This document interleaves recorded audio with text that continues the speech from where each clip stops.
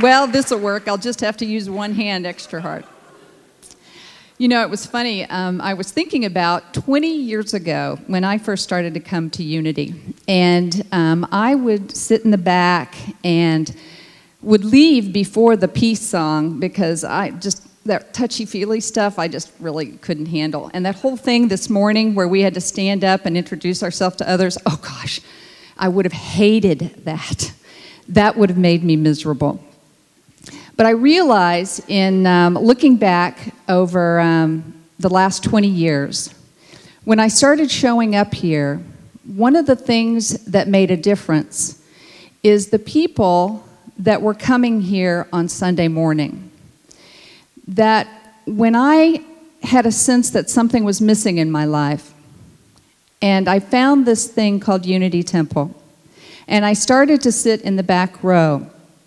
It was interesting because I didn't even have a sense at the time, but now looking back, I realized that one of the important elements of my own transformation was coming here on Sunday morning and being a part of this community. So I thought that belatedly, if you were here 20 years ago, I wanted to say thanks.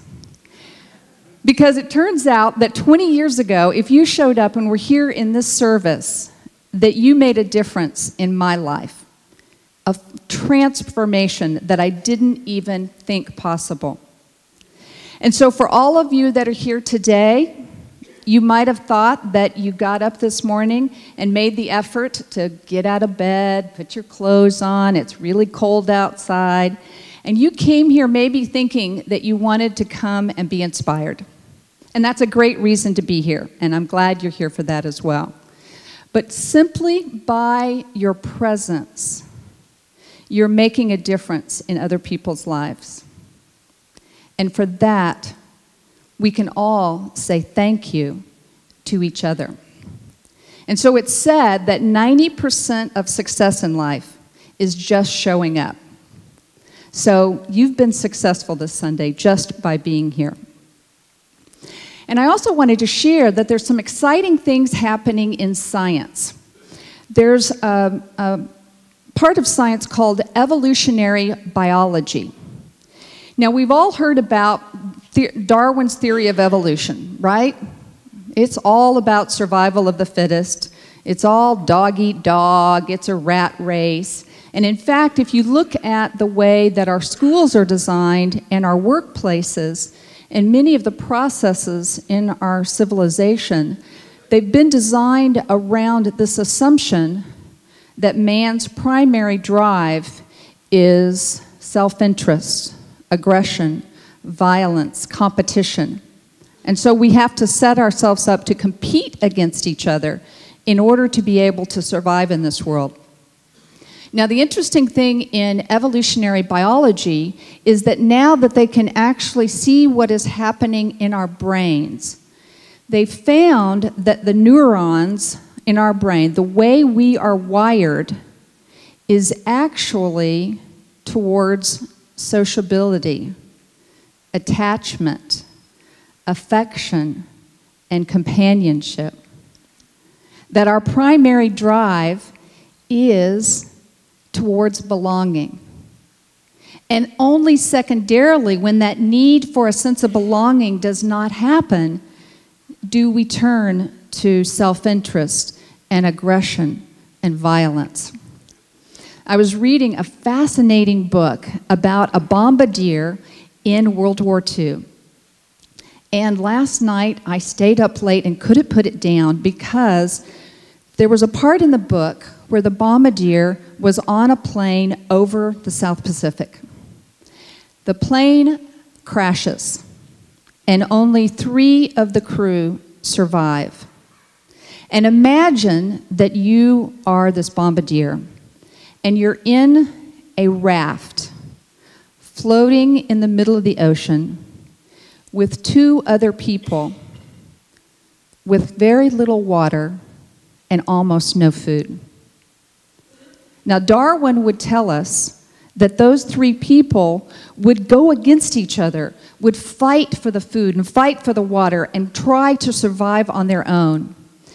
And yet the amazing story of this bombardier is that the three men survived 43 days by cooperation. And so I think that if we look at in our society what is actually working, we'll find that there is everywhere evidence that working together, of cooperating, is actually the most important thing in our best interest. And in fact, there's a guy named Jeremy Rifkin who is a professor at the Wharton School of Economics, and he is actually an expert on what's happening in our global economy. And he is encouragingly letting us know that through science and analysis and research, we're finding that we as human beings are evolving even now. We're evolving towards what he calls an empathetic civilization. So think about all the things you've always thought about Darwin and how we think that it's a rat race and it's dog eat dog and I have to get mine and there's scarce resources. And in fact, what's happening is our brains are continuing to evolve and we're starting to realize that working together, being a community, is actually the best thing for us. That we're realizing that there are huge benefits by working together and being empathetic towards each other. And science is now validating that this is not just appear to be true, but in fact, it's happening in our brains.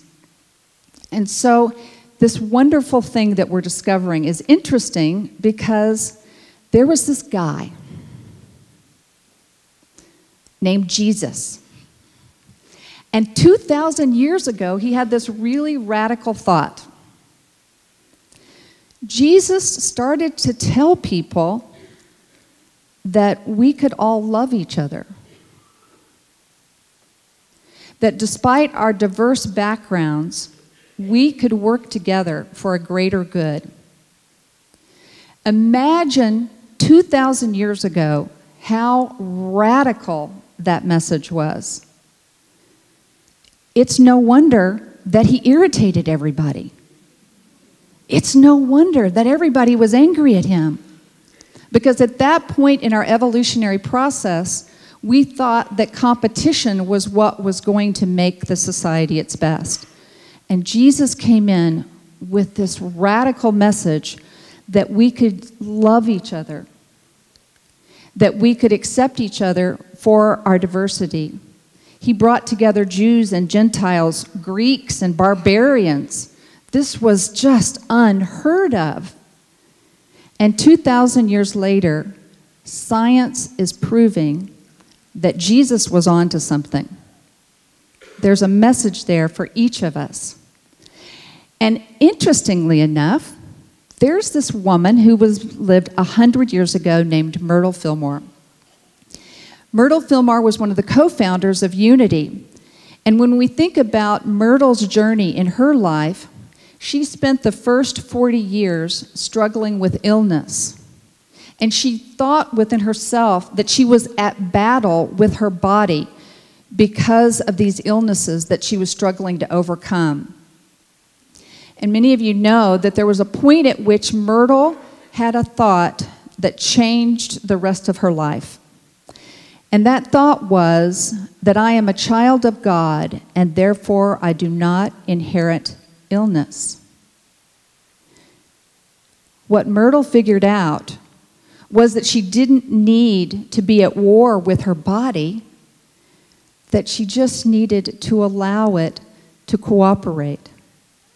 She could see her body in health and wholeness, and that it could be that functioning, cooperative system that would lead to her being able to heal herself. And in fact, that's what she figured out long before science had caught up with her.